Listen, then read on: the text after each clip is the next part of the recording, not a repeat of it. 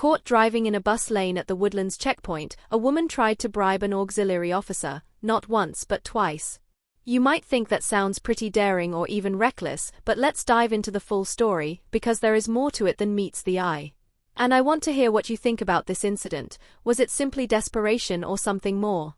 In this episode of 2230, we look into the case of 42-year-old Wang Xiping, who ended up facing serious consequences for her actions at the Woodlands Checkpoint.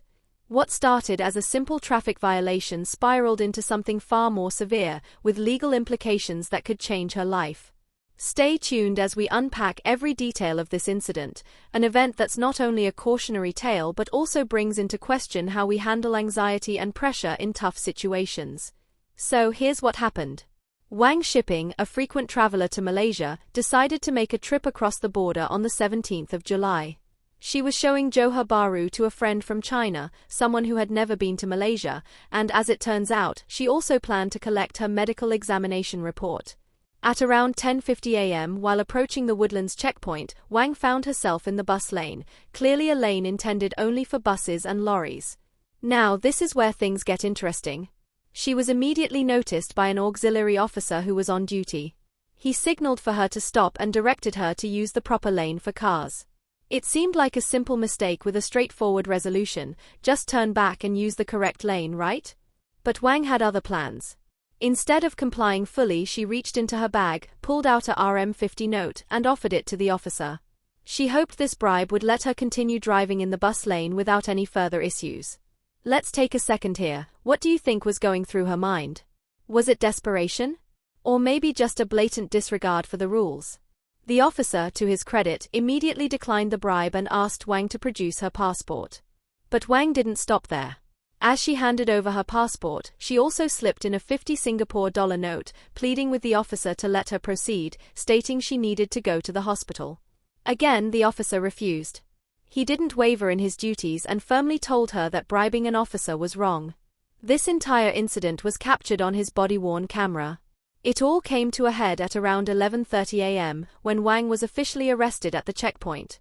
It's important to note that this was no ordinary offense.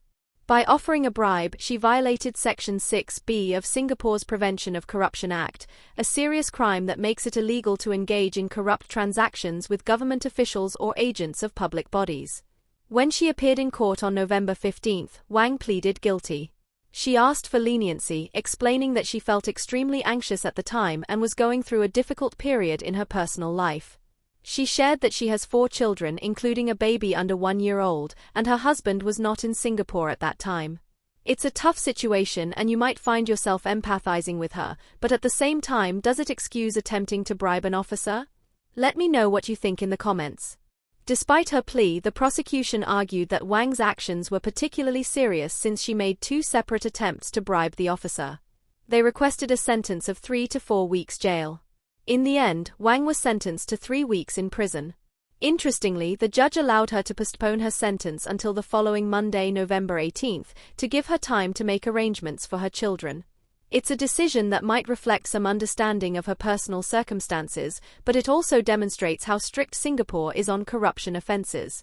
Wang was actually lucky that her sentence wasn't harsher. According to the Prevention of Corruption Act, she could have faced up to 5 years in jail and a maximum fine of 100,000 Singapore dollars. Her case serves as a stark reminder that corruption and bribery are never the answer and that the consequences can be severe. This situation raises many questions, especially about the emotional and psychological pressures that lead people to make poor decisions. Was Wang's anxiety truly to blame for her actions, or did she simply believe she could get away with it by throwing money at the problem? I'm really curious about what you think. What would you have done in her shoes? If you enjoyed this detailed coverage and analysis, don't forget to hit the like button and share this video with friends who might be interested in understanding the consequences of corruption. Subscribe to 2230 for more in-depth news coverage that doesn't just inform but also makes you think. Let's keep the conversation going. Drop your thoughts in the comments below. Do you think Wang deserved a more lenient sentence or was justice served?